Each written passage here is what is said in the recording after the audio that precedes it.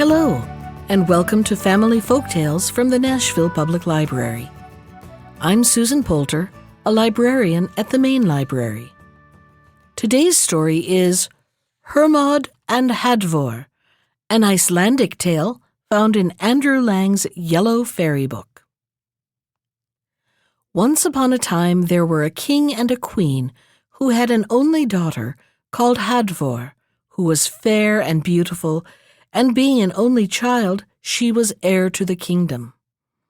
The king and queen also had a foster son named Hermod, who was just about the same age as Hadvor, and was good-looking as well as clever at most things. Hermod and Hadvor often played together while they were children, and liked each other so much that while they were still young, they secretly plighted their troth to each other. As time went on, the queen fell sick, and suspecting that it was her last illness, sent for the king to come to her. When he came, she told him that she had not long to live, and therefore wished to ask one thing of him, which was that if he married another wife, he should promise to take no other one than the good queen of Hetland. The king gave the promise, and thereafter the queen died. Time went past, and the king, growing tired of living alone, fitted out his ship and sailed out to sea. As he sailed, there came upon him so thick a mist that he altogether lost his bearings, but after long trouble he found land. There he laid his ship to, and went on ashore all alone. After walking for some time, he came to a forest, into which he went a little way and stopped. Then he heard sweet music from a harp, and went in the direction of the sound until he came to a clearing, and there he saw 3 women, one of whom sat on a golden chair and was beautifully and grandly dressed. She held a harp in her hands, and was very sorrowful. The second was also finely dressed, but younger in appearance, and also sat on a chair, but it was not so grand as the first ones. The third stood beside them, and was very pretty to look at. She had a green cloak over her other clothes, and it was easy to see that she was maid to the other 2. After the king had looked at them for a little, he went forward and saluted them. The one that sat on the golden chair asked him who he was and where he was going, and he told her all the story, how he was a king and had lost his queen, and was now on his way to Hetland to ask the good queen of that country in marriage. She answered that fortune had contrived this wonderfully, for pirates had plundered Hetland and killed the king, and she had fled from the land in terror, and had come hither after great trouble, and she was the very person he was looking for, and the others were her daughter and maid. The king immediately asked her hand. She gladly received the proposal and accepted him at once. Thereafter they all set out and made their way to the ship, and after that nothing is told of their voyage until the king reached his own country.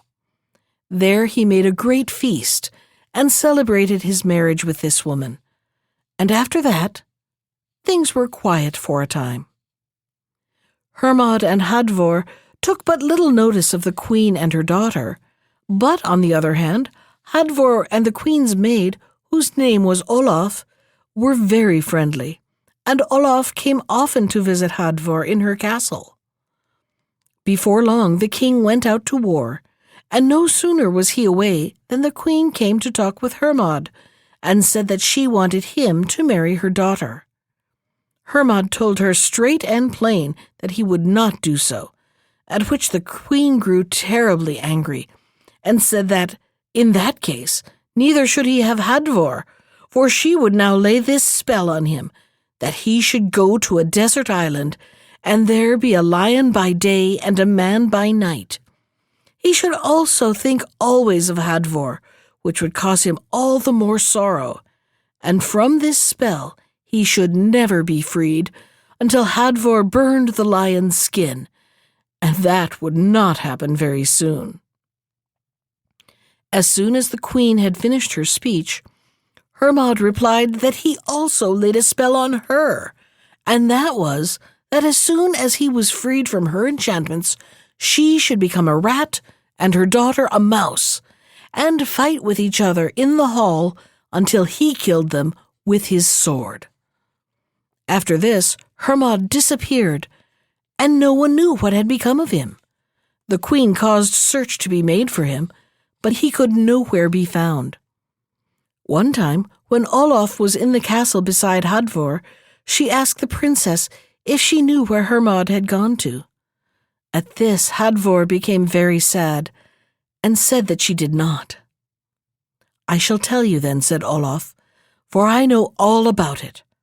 Hermod has disappeared through the wicked devices of the queen, for she is a witch and so is her daughter, though they have put on these beautiful forms.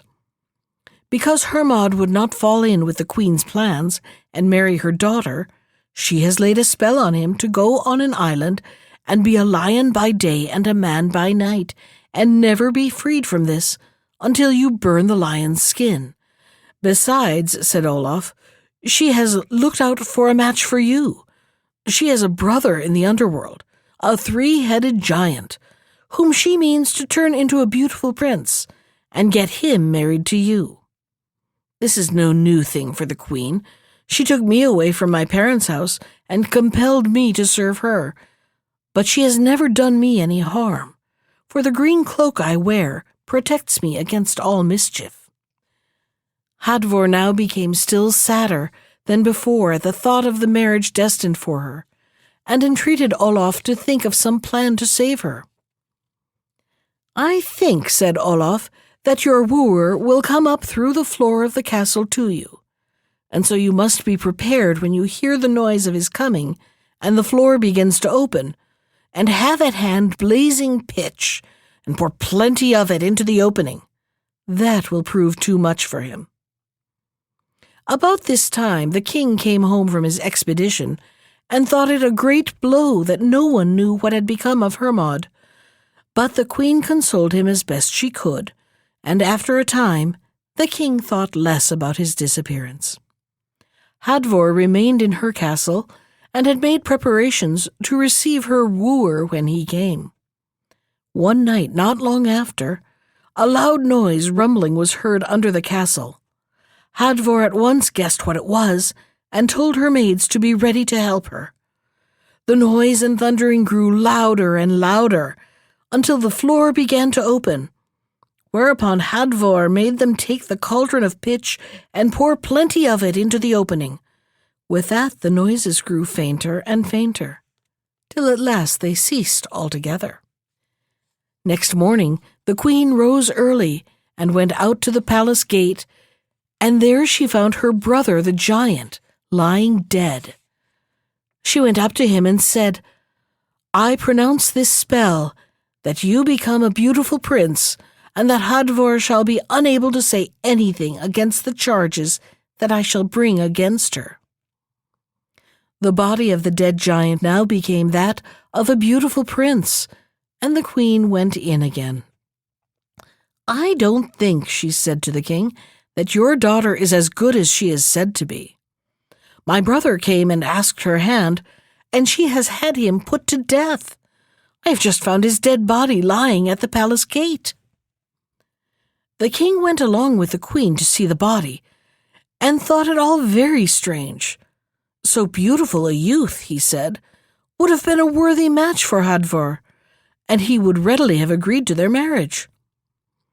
The queen asked leave to decide what Hadvor's punishment should be, which the king was very willing to allow, so as to escape from punishing his own daughter. The queen's decision was that the king should make a big grave mound for her brother, and put Hadvor into it beside him. Olaf knew all the plans of the queen, and went to tell the princess what had been done, whereupon Hadvor earnestly entreated her to tell her what to do. "First and foremost," said Olaf, "you must get a wide cloak to wear over your other clothes when you are put into the mound. The giant's ghost will walk after you are both left in there, and he will have 2 dogs along with him. He will ask you to cut pieces out of his legs to give to the dogs, but that you must not promise to do unless he tells you where Hermod has gone to, and tells you how to find him. He will then let you stand on his shoulders so as to get out of the mound, but he means to cheat you all the same, and will catch you by the cloak to pull you back again. But you must take care to have the cloak loose on your shoulders, so that he will only get hold of that. The mound was all ready now, and the giant laid in it, and into it Hadvor also had to go, without being allowed to make any defense. After they were both left there, everything happened just as Olaf had said. The prince became a giant again, and asked Hadvor to cut the pieces out of his legs for the dogs, but she refused until he told her that Hermod was in a desert island which she could not reach unless she took the skin off the soles of his feet and made shoes out of that. With these shoes she could travel both on land and sea. This Hadvor now did, and then the giant let her get up on his shoulders to get out of the mound. As she sprang out, he caught hold of her coat, but as she had taken care to let it lie loose on her shoulders, she escaped. She now made her way down to the sea, to where she knew there was the shortest distance over to the island in which Hermod was. This strait she easily crossed, for the shoes kept her up. On reaching the island, she found a sandy beach all along the sea, and high cliffs above. Nor could she see any way to get up these, and so, being both sad at heart and tired with the long journey, she lay down and fell asleep.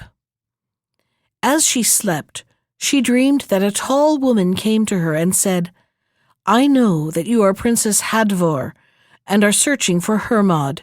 He is on this island, but it will be hard for you to get to him if you have no one to help you, for you cannot climb the cliffs by your own strength. I have therefore let down a rope by which you will be able to climb up. And as the island is so large that you might not find Hermod's dwelling place so easily, I lay down this clue beside you. You need only hold the end of the thread, and the clue will run on before and show you the way. I also lay this belt beside you, to put on when you awaken. It will keep you from growing faint with hunger." The woman now disappeared, and Hadvor woke, and saw that all her dream had been true. The rope hung down from the cliff, and the clue and belt lay beside her. The belt she put on, the rope enabled her to climb up the cliff, and the clue led her on till she came to the mouth of a cave, which was not very big. She went into the cave, and saw there a low couch, under which she crept and lay down. When evening came, she heard the noise of footsteps outside, and became aware that the lion had come to the mouth of the cave, and shook itself there, after which she heard a man coming towards the couch. She was sure this was Hermod, because she heard him speaking to himself about his own condition, and calling to mind Hadvor and other things in the old days. Hadvor made no sign, but waited till he had fallen asleep, and then crept out and burned the lion's skin, which she had left outside. Then she went back into the cave and wakened Hermod, and they had a most joyful meeting. In the morning they talked over their plans, and were most at a loss to know how to get out of the island. Hadvor told Hermod her dream, and said she suspected there was someone in the island who would be able to help them. Hermod said he knew of a witch there, who was very ready to help anyone, and that the only plan was to go to her. So they went to the witch's cave, and found her there with her 15 young sons, and asked her help to get them to the mainland. "There are other things easier than that," said she, "for the giant that was buried will be waiting for you, and will attack you on the way, as he has turned himself into a big whale. I shall lend you a boat, however, and if you meet the whale and think your lives are in danger, then you can name me by name."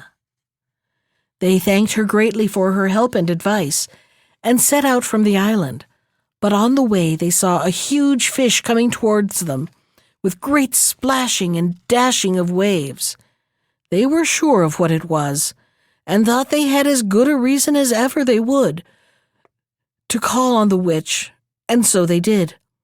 The next minute they saw coming after them another huge whale, followed by 15 smaller ones. All of these swam past the boat and went on to meet the whale. There was a fierce battle then, and the sea became so stormy that it was not very easy to keep the boat from being filled by the waves. After this fight had gone on for some time, they saw that the sea was dyed with blood. The big whale and the 15 smaller ones disappeared, and they got to land safe and sound. Now the story goes back to the king's hall, where strange things had happened in the meantime. The queen and her daughter had disappeared, but a rat and a mouse were always fighting each other there. Ever so many people had tried to drive them away, but no one could manage it. Thus some time went on, while the king was almost beside himself with sorrow and care for the loss of his queen, and because these monsters destroyed all the mirth in the hall. One evening, however, while they all sat dull and downhearted, in came Hermod with a sword by his side, and saluted the king, who received him with the greatest joy, as if he had come back from the dead. Before Hermod sat down, however, he went to where the rat and the mouse were fighting, and cut them in two with his sword. All were astonished then by seeing 2 witches lying dead on the floor of the hall. Hermod now told the whole story to the king, who was very glad to be rid of such vile creatures. Next he asked for the hand of Hadvor, which the king readily gave him, and being now an old man, gave the kingdom to him as well, and so Hermod became king. Olaf married a good-looking nobleman, and that is the end of the story. That was Hermod and Hadvor from Andrew Lang's Yellow Fairy Book. Special thanks to Ginger Sands for our theme music. You can find more of Ginger's music at iTunes or on her website at www.gingersands.com. And if you'd like to comment on today's story, send me an email. I can be reached at susan.poulter, that's Poulter, @nashville.gov. Thanks for listening.